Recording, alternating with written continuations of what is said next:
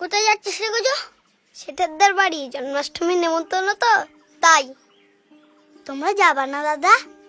বলিনি তোদের?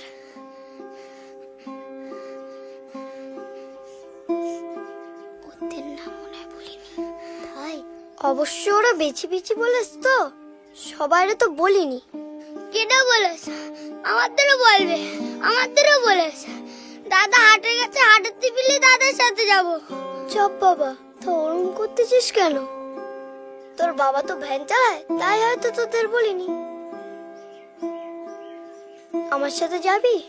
না, আমি আর কোথাও যাব না। কেন? আমাদের সাথে খাস করে, চল, কেউ বকবে না। কোথাও যাব না। এ দাদা চল চল না, খাবার শেষ হয়ে যাবে না বলো।